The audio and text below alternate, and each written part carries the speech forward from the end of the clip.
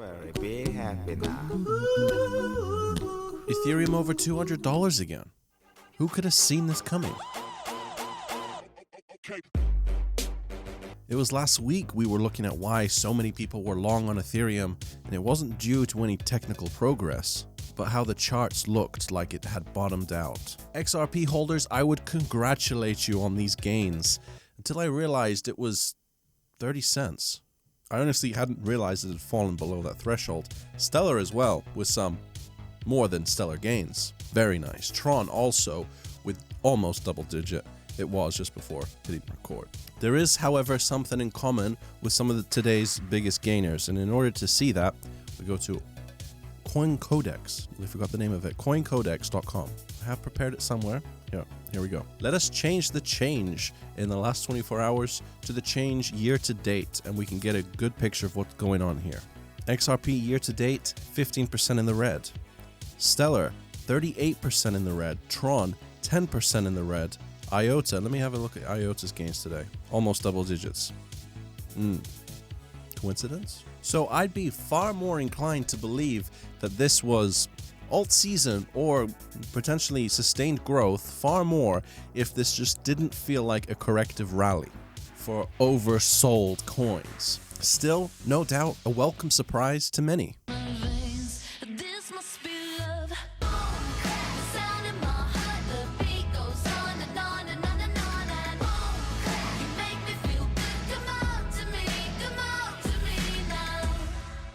Also, another fact is that the gains happened almost all at exactly the same time. It started, for sure, all at the same time. Now, some of them are going faster, some of them are going slower, but they all started at the same time, which reeks of algorithmic trading. Or in other words, the market could look like it does today, all because one or a few individuals deemed it so. Or at least the start of it, at least.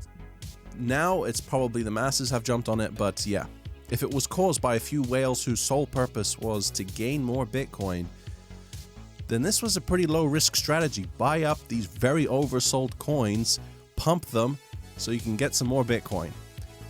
That strategy works, but it may be riskier to continue now, especially when they may be wanting to take some of these gains to the bank already. Like a boss. Oh yes, I keep the bank rolling. Like a boss. Sipping lean, big paper hoe. I don't know though. Maybe Ethereum 2.0 is right around the corner. Maybe people know something we don't. Maybe staking is coming soon. Or XRP is just that much closer to major bank adoption. Or Tron just gaining popularity. I don't rule out anything. That's not to say, however, that they don't still have some room to grow. Stellar, for example, majorly in the red in a year where Bitcoin is 168% in the green. This is pretty much unheard of. This hasn't happened for years. Very crazy situation. And if Ethereum 2.0 does roll out sometime soon, I do expect the buying of Ethereum to very quickly ramp up in anticipation.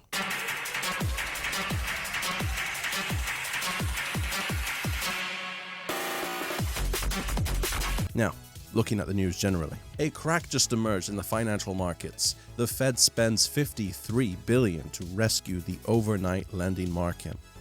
And what is the overnight lending market, and how does this apply to Bitcoin? Well, I think that my channel is maturing in the sense that I can sometimes talk about things which aren't directly cryptocurrencies but could tie into it. And I like to think as well that Bitcoin at the same time is maturing to where these macroeconomic events could be having a knock-on effect on crypto. So what is overnight lending? Why is it important? This is where banks lend each other money on very short time frames to buy things like bonds and treasuries. They usually want the money back the very next day plus interest. The Federal Reserve has a target of what it wants the interest to be on these short-term loans, and that is calculated to be something like 2 to 2.25%.